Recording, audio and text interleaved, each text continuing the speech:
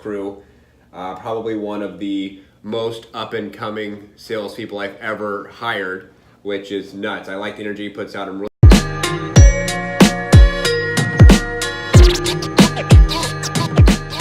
Hey, what's up, you guys? My name's Chris Wheeler. I'm really excited to have him on the show today. He told me very quickly that I need to get an intro, so I understand. So I'm going to ask him some questions. We're going to banter back and forth. This is kind of like my random day, right? So you're going to get some probably good information, a lot of random stuff as well. But I want to open the floor up to Josh because I feel like we have had some similar struggles in life, and he's exactly where I was at 5 years ago. So, Josh, how old are you? 30 years old this year. 30 this year? Last year. So I'll be 31 this year. 31 this year. Okay, awesome. And what were you doing up until this industry?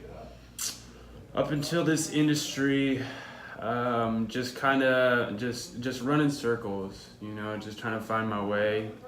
Hard manual labor. Manual labor. Manual labor. What kind of labor? Digging trenches, man. Digging trenches. Shit. And down to nails, bro. Hey, man. A lot of calloused hands, man. You gotta pay the bills. Gotta pay the bills, and that's the way I thought that I had to do it, Okay, so then you took a job basically in a warehouse, and they came to you. So tell me about that whole. And going through trials and tribulations of life, but I took to it. And I just looked at it as a getting my foot in the door, and I just knew I had a direction that I wanted to go, so I just knew I just had to get my foot in the door to get there. You worked there for a little bit. You got your foot in the door. They wanted you to sell. Like, what started happening with that? So I was working in the warehouse, and it was brand new to me. What'd you think when you said, "Hey, I want to start training you in sales"? What was your first thought? My first thought is I was super stoked that someone saw potential in me. Really? Well, okay, so that's awesome. I thought you were going to say something else. So you were super stoked someone saw potential in you. Yeah. What did you think about the sales aspect of it? So the sales aspect, I liked marketing. I'm a creative mind, so I like that stuff, and I always kind of thought I'd end up maybe going down a marketing path. Sales took me like a little bit of a surprise, and I was standoffish because I'm kind of not pushy. I'm a little more introvert until I get comfortable. But I was ready to take it on, and I was ready to put everything I had into it.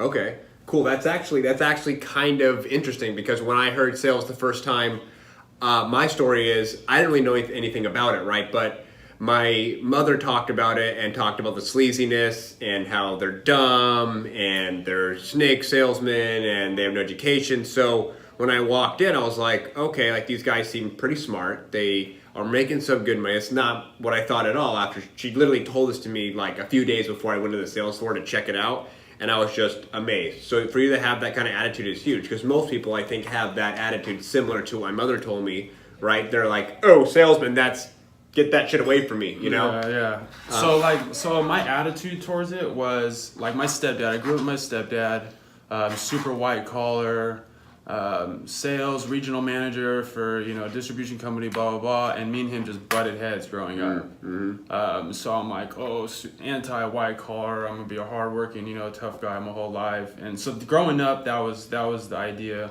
I think what attracted me about that first opportunity of sales is because, like I said, I was just running circles and everything else that I was doing, and I just like I said, someone saw some potential in me, and that attracted me in itself. And I said, wow, if someone sees it in me, then there's obviously something there that maybe I don't recognize, and I'm willing to put everything I have into it and to see what comes about. That's awesome. It's an awesome attitude to have. So you started selling a little bit there. A little bit, yeah. Training and getting the feet wet. But you really didn't get to do it full time. You didn't really get a good feeling for what sales is and what it could bring you. Not at all. Like there was a lot of false promises there, and it kind of built my ego up and stuff. And that was cool and all, and like, hey, just get this pitch down or whatever, and we'll get you out there in the field. And I get it down and memorize it and make it my life, and didn't really get to hit the field. I was kind of just doing that. So some lead that company, generating. It was awesome. It took interest in you. Yeah. It was awesome they got you a job into the industry you wanted to be in, but it sounds to me like they didn't really, and this happens a lot with companies, and I've seen it happen to friends. Luckily, my first sales job, they kind of did that, but not really. But I was able to create my own business, right? So I didn't have to deal with this too much. But the fact is, salespeople sometimes get taken advantage of, and that's just the way that it is, right? And they have weird deals, so they work out. So I'm glad that you took the next step. So you still want to stick with sales. You came here. What has your experience been with selling here? Like, you're in a sales environment. You work with me. Like, I love fucking sales. I love marketing. I love all of it. What has your experience been here? So my experience at Savage right now, man, is truly the only way I can really, in like a one word sum up, is like home. Like, I just feel the comfort of like what you feel when you go home.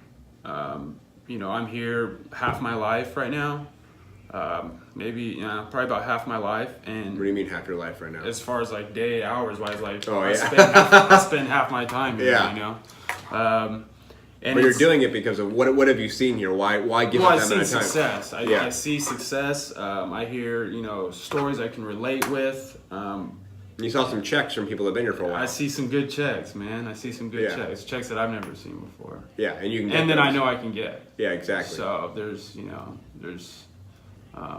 atmosphere, income is there. It's just, it's a good place. Awesome, man. It's a really good Awesome. place. Would you say that being here, being in sales, not just here, but being in sales, it's super important to constantly be learning? And tell me a little bit about what tools you've been putting in your tool belt just in the last 2 weeks of 2018. Okay. Constantly learning, especially in the vape industry, because it's such a rapid revolving door and there's always the next new thing, and things are always getting cycled out, new things getting cycled in. So constantly learning, A, on the vape industry is huge, and then B, in sales, because, you know, human psychology stays relatively the same, but there's always, you know, new marketing techniques. There's always, so I mean, it's superior. You know. What's the last book you read? Last book I read was Power Questions. Okay, awesome. Power Questions, and then right now I'm reading Question-Based Selling. Oh yeah, really good book. Yeah. Really, really good book. Yeah, Okay. it's huge. Awesome, man. Now, you got into sales. Now you're here. You're working your way towards the growth. And you've been here for what, like a month or two? Like a month and a half, yeah. And you're pulling in. So, right, you know, the numbers you're doing right now, minimum wage is what, 80 to 100 bucks a day, give or take? It's like 75. 75 bucks a day. $75 That's minimum wage. Okay, so you are literally, I've looked at your numbers the last couple of days. You've been here for 45 days. Let's call it 45 days, making about $300 a day. Is that about right? $200-300 bucks a day? Yeah. That's pretty good. That's good. I mean, for anybody out there that is listening to a podcast right now or on YouTube, sales, if you're not convinced, like look at this guy, that happened to me too. I know that's a little amount, but that's literally 45 days. I mean, you get a raise every 6 months. Yeah. Literally 45 days, you tripled your own income. Yeah. You have the power of your future in your hands. It's growth that I've seen here that I haven't seen working in a company after years and years. You know, 4 years with a company, I didn't see growth like that. You know, and I don't see growth like that with anything besides either sales or entrepreneurship. Exactly, and that's your goal, right? And that's absolutely 100% the goal. You know, 100% the goal. And like the main tools that I've learned, you know, working with you, Chris, and just people that I work around is, number one, dude, is just having the right mind and having the right attitude, having the right mindset, having the right attitude. You have to think successfully to be successful, you know, and it starts there. The crazy thing to me is you're 30 years old, which is not that old, but it's still not 21, it's not 18, it's not 25, it's 30 almost 31. Yeah. And you went from manual labor, construction, into a complete, you did like a 180 into a completely different area, you